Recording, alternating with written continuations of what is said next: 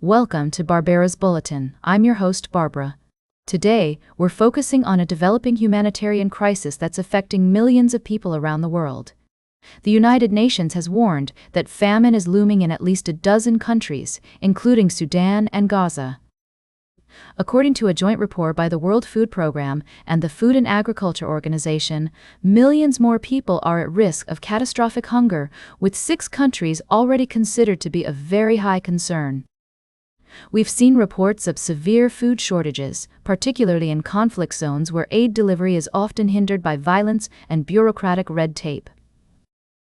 The situation in Gaza, for example, has been described as a total collapse of the health sector, with over 60% of essential medicines unavailable and a severe shortage of fuel, which is exacerbating the crisis. The UN agencies are appealing for more funding to address the shortfall, warning that cuts to international aid are crippling emergency responses and forcing deep ration cuts. As of October, only $10.5 billion had been received out of the estimated $29 billion needed to assist those most at risk. It's a complex issue, with many factors at play, including conflict, climate change, and economic instability. But one thing is clear: the international community must come together to address this crisis and prevent widespread famine. We'll continue to follow this story and bring you updates as more information becomes available. For now, it's a stark reminder of the need for sustained investment in humanitarian aid and development programs. We'll be right back with more of today's top news on Barbara's Bulletin.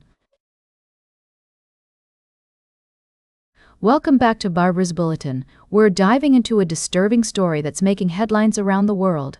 A recent report by human rights groups, Human Rights Watch and Crises, has shed light on the alarming treatment of Venezuelan migrants imprisoned in El Salvador. The investigation found that over 200 Venezuelan men were subjected to constant beatings, sexual abuse, and inhumane conditions at the notorious CECOT maximum security prison. According to the report, these detainees were victims of arbitrary detention and enforced disappearance under international law. The alleged abuses, including torture, are a clear violation of El Salvador's obligations under international law. It's essential to note that the U.S. government had a role in this situation, as they provided El Salvador with $4.7 million to imprison deportees accused of having ties to a Venezuelan gang. The human rights groups argue that the U.S. government was complicit in the mistreatment, given their financial involvement and the lack of due process for the deported individuals. Many of these men were deported from the U.S. with little to no evidence of criminal activity, raising concerns about the fairness of the deportation process.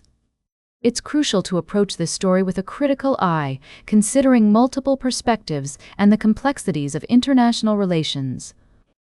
We must acknowledge the severity of the allegations and the need for accountability, while also recognizing the challenges faced by governments in addressing migration and national security concerns.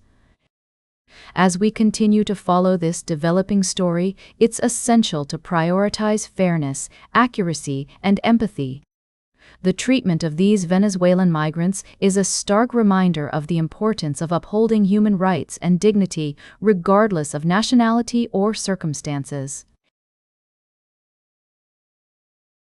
Welcome back to Barbara's Bulletin. As we wrap up today's show, I'd like to bring to your attention a pressing issue that's affecting the lives of millions in Mali.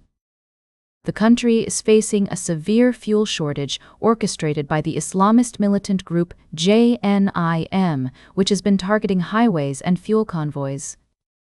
This blockade has had far-reaching consequences, including skyrocketing food prices, power cuts in hospitals, and disruptions to transportation and logistics.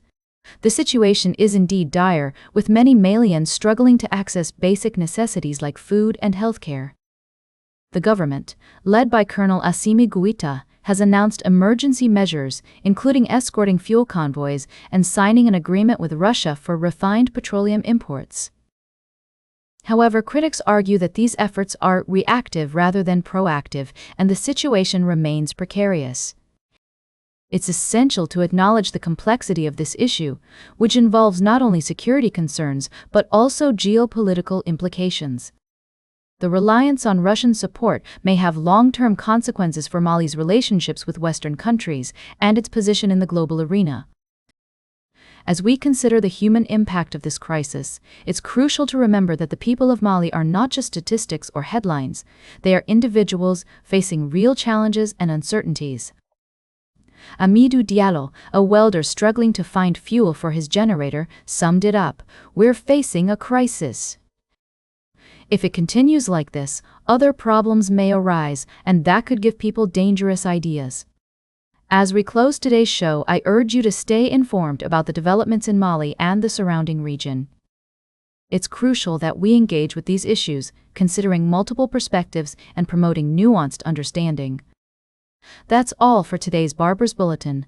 Remember to like, share, and subscribe, and until next time, stay engaged.